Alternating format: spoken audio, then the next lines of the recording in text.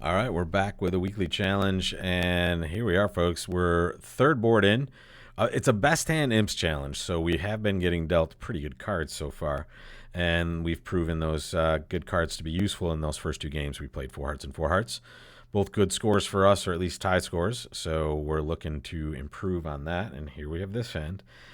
This is a hand, and we've seen a 4-4-4-1 hand just prior on the board number two, which we always open to minor. This one I'm more keen to open one no trump, simply because of the singleton king and the fact that even though we are playing imps and it might be helpful to find a spade fit, it's also sometimes helpful when we open a no trump to bar the opponents from finding a spade fit. Especially the robots are not as likely to get in there when they're vulnerable as well. So I find that opening a diamond will more likely produce a spade overcall, where opening a no trump might keep that at bay. The problem is this. I was just going to say that before it happened. This is the problem if you're floating it out in two spades, but this is also why it's okay, because I do have a singleton king, right? So it's not going to be the end of the world if I have to play this. Partner bails us out, though, by showing five hearts and five spades, in which case we just pop into four hearts there. And we will play it there most likely. And super happy about this one. Wow, look at that. Well, let's dance. We're going to take a bunch of tricks here. We're going to play the ace of diamonds. This is a hand where we want to just unblock spades pretty much somewhat soon, right? We're going to play a heart to the king now. And I don't know, let's play the jack of hearts. Let's see if they're breaking. They're not. I'm actually going to trump a spade. And then I'm going to draw the last round of trump. All right, why did I trump a spade? Well, I trumped a spade because I'm trying to set that suit up for tricks, right? And I could play the ace of spades there and then another spade. But here I'm just trying to get that out of the way early. And if I'm losing a spade, I will lose that now. And then I will just lose two clubs and kind of take the rest of the tricks, right? So we're just trying to kind of get enough of those spades good to be able to take them. And then we'll just kind of sit back and lose the two clubs that we were always going to lose. A little unlucky the way the spades broke there. Let's just take a quick peek. I mean, we're kind of lucky and unlucky. The fact that they broke 5-2 was a little unlucky, but the fact that the two had the ten of spades in it was pretty good, right? So we're kind of we're gaining and losing based on this bad break, but you're getting an interesting spot. If I do open a diamond, maybe West does overcall a spade. I don't know. I don't know if they would. It's going to be interesting to see kind of what the robots did with this hand. I think all pathways are going to lead to four hearts anyway, though, because North has a pretty normal either negative double if they don't feel like bidding two hearts, but really a two heart bid is pretty normal with that hand, unless they wanted to pass. If we opened a diamond and win a spade, they might try to trap pass and we can play one spade doubled, but here playing four hearts just seems like the place to be. I think we could have played this and we could have gone a few different directions with this one, but I don't mind kind of just roughing out the spade, hoping we kind of get a reasonable break, and when that 10 falls, we know we're at worst going to lose one more of those spades, right? So here, sometimes when you rough that spade and you play the ace, the king falls, or the queen falls, excuse me, and we're taking even more tricks, right? So here, 10 tricks is enough for plus 420. We'll take it, and we'll move on to the next board, and rule of 15 time, folks. What the heck is the rule of 15? Well, I don't know.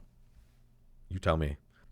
It is specifically in this chair, and that means when it goes pass, pass, pass, right? You have seen all three of the players to start the auction pass, and you are in fourth chair, right? You will either pass or bid, and that will determine whether this hand is over or continues. So at this point, we use the rule of 15 to determine whether we should open. And that rule goes as follows. You take the total number of high card points you have, which for us is 11. And you add to that the total number of spades you have. So 11 points plus the number of spades you have, which is 3. That is 14 total. If it's 15 or more, you should open. If it's less than 14, you should pass. But this is a best hand tournament, folks, which means we have more information. And we have the information that it's like a split deck type hand. Now, that doesn't mean that we should necessarily be bidding either, right? Because where are we likely to play this one? Well, with this sort of shape, it looks like no trump. Do we want to be playing one no trump with only 20 points opposite 20 with the opponents? I don't know. I don't think so. I don't think. Well, let's put it this way. When we're in this chair, we can lock up a score, and let me put it in the score sheet for us here. We can lock up a score of essentially 0. And I don't want you to think this is a 0%. It is a +0 or a -0. Okay? Which means that at our table, that would be our score for this board. It would be passed out. You would just type passed or PO or something like that. And our score would be 0 and 0. It doesn't mean we didn't play the board. It means we chose to pass it out. So if, for example, East-West is going plus if we decide to open this, then we've done a terrible job because we could have locked up a 0 plus or minus.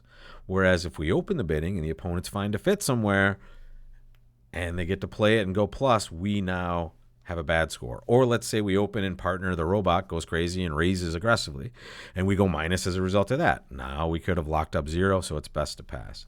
I think I'm taking my time on this, folks, because I am going to pass. I'm taking my time to describe it because I told you I wouldn't do this, but this is one of those times where even in a best hand scenario with this hand and the robot across from me, I am not confident that we're going to be able to get a plus score half of the time or more. Okay, so for that reason, I'm going to pass.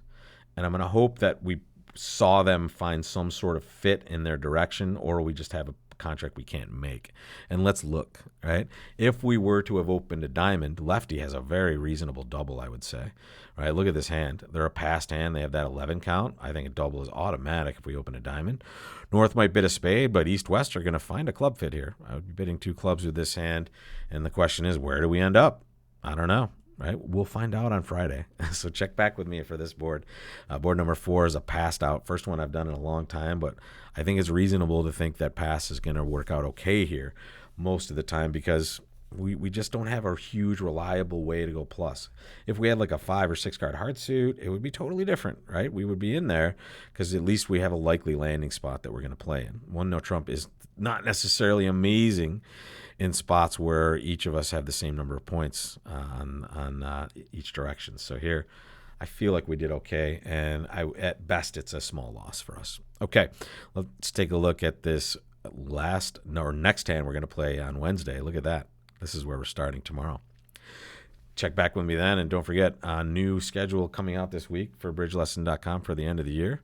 And just a little bit of a new format also coming to YouTube soon. So I will be with you with details of that shortly. But until next time, either have a good time at those tables or I'll see you in some of those classes here at bridgelesson.com. Take care, folks.